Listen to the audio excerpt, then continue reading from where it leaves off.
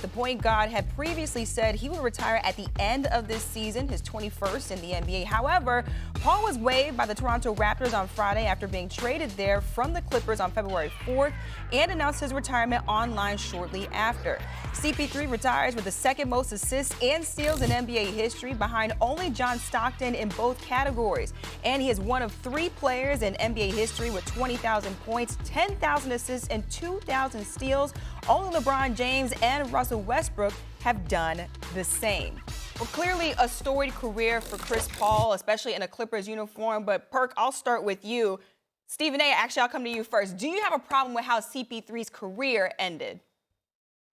Yeah, I do. And, I've got a lot of friends within the Clippers organization. So I'm reluctant to be harsh, but I can't help it. It's disgraceful what they did to CP3. It's not that they let him go. It's not this lie, this mutual parting of the ways. Anybody believe in that crap? It's not about that. To me, Wendy, Big Perk, y'all have followed this story as well. It's that you let him go when you were in Atlanta. You could have let him go a week earlier when he was in L.A. You could have let him go after you came off the road trip. When he was sent home, think about the news stories that came out. It was that he was sent home. How disrespectful can you be? Now, I understand that Chris Paul, in some people's eyes, was a headache. And reportedly, he wasn't speaking with Coach Ty Lue for a period of time before that. No, I don't want to hear all of that because, again, that I understand. He got to go home. He got to go. Ain't nobody saying he should have finished the season or anything like that. If things weren't working out, it wasn't working out. But when you consider what this man has done for the Clippers organization throughout its history, returning them to relevancy, okay? When you consider the great career that he had, to send him home as if he's some cat that got in trouble in the streets and we don't want any association with him and stuff like that, to make it look like that is egregious. And I'm going to remind everybody, this is who we're talking about when we're talking about Chris Paul, the point guard for 21 seasons. Second all-time in career assists, second all-time in career steals, sixth all-time in assists per game, tied for 10th all-time in steals, averaged 20 and 8 in his postseason career over 15 seasons. 21.8 points per game in his one finals appearance against the Milwaukee Bucks when Giannis put a 50-buck on them. Shoot 55% from the field, 52% from three-point range. 75th anniversary team, 12-time All-Star, 11-time All-NBA selection, 9-time All-Defensive Team player, Rookie of the Year, 6 times he led the league in steals, twice as many as anybody in NBA history, 5-time assist leader, 2 Olympic gold medals, all right? And you look at all of that and you send him home. I want to say this for the last time.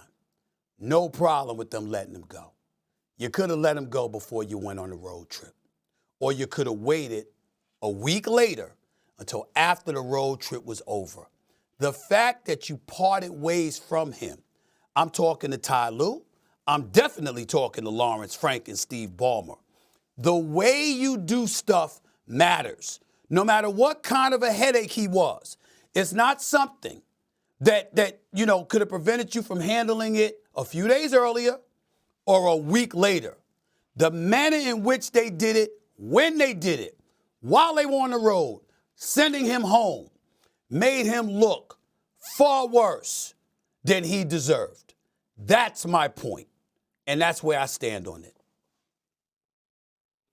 It also happened late at night, if you remember. They didn't have the meeting until very late at night. That's right. I agree that the actual end, the actual sending home, was not good at all by the Clippers. I understand that they got to a point in their season where they felt they needed to make some changes. They were off to a horrendous start. And this has been a rocky road, to say the least. What I've said from the beginning of this year, out of my mouth and the way I've carried myself, you will never hear me say I don't want to be a Milwaukee Buck. We got a lot of interviews over the years. Yes. One of them was in 2021. It was right after you won a championship. You said to me, we might never win another one. It's fine. I'd rather do it this way, win one this way, than go anywhere else and win 2 or 3. How do you reflect on that now? When you've had a bite of a really good steak, and all of a sudden you go to somewhere else, so time goes by and you're just having the big steaks in front of you, and it's just like not good, and you know how that steak feel. You want that steak again. But that's where you got to come to the realization that what if that feeling is, I won't feel it again and stay in Milwaukee, and are you okay with that? And the answer is no, I'm not. All right, well, a lot of mixed messages with Giannis Antetokounmpo on whether or not he wants to be in Milwaukee. But, Essay, I'll start with you. Do you like the way how Giannis has handled this situation with Milwaukee so far? I don't have a problem with how he's handled it. I just think that he has to make a decision. Do you want to stay in Milwaukee or do you want to win? Because you ain't going to win in Milwaukee. You're just not.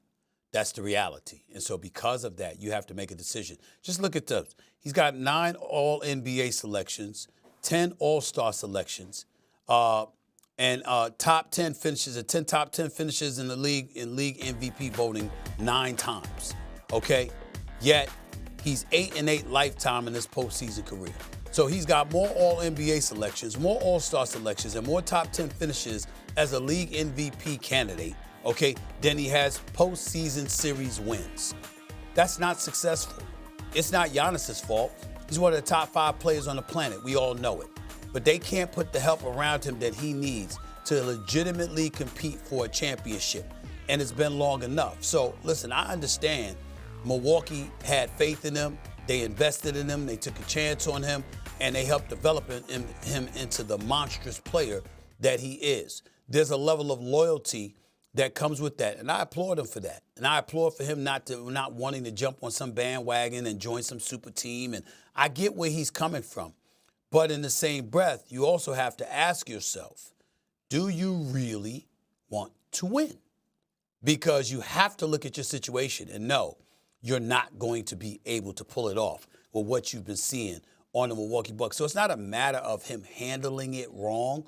I would say if the Milwaukee fans booed you and you booed them back, that's an indication that they're just as tired of losing as you are. And since there's no reprieve in sight, he should just be straight up and be like, I love this place. I will always be appreciative of this place. But I want to win, and I don't think we're going to win here. Well, he's never going to say that, S.A. He's never going to say that. You know why? Because it's going to make him look like a hypocrite. Because he's the same one that has voiced his opinion about others going and teaming up. So he's never going. Listen, Wendy, you can contest to this, right? Giannis is never going to walk in there and tell the Bucks and demand a trade publicly, and we all know that he wants out.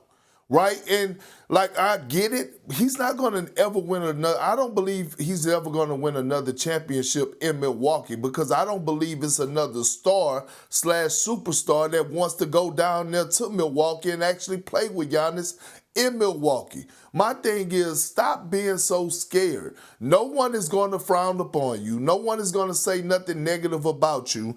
You're one of the greatest power forwards to ever play the damn game of basketball. You're one of the most dominant players to ever play the game of basketball. Not only have you hung a banner in Milwaukee, but you didn't build up the economy. Far as building a new arena, new restaurants, build up downtown because of Giannis Antetokounmpo and his play and his dominance. So again, if he's going to continue to leave it in the Bucks' hands, then he's going to continue to be in the Milwaukee Bucks uniform. First off, I should say that the Bucks went into the break winning 5 of their last 6 games, which is something that they had not done without Giannis anywhere close this year. So we can debate about whether that's actually a good thing for where their pick's going to be, and he is intending to play. So we'll see. But I agree with you, Stephen A. I don't think this team is going anywhere. If you watch this interview, and I appreciate everything Giannis has done for the Bucks, I appreciate his loyalty, and I appreciate him sitting down with Malika at All-Star Weekend. But this interview was filled with qualifications and circular talk, and I'm just going to opt out of it. I'm with all due respect, he has a contract extension this summer. If he signs the extension, he'll be a Buck for life. If he doesn't sign the extension, they're compelled to trade him. Everything else is just circular talk and qualifications. I respect it, but I can't be a part of it anymore.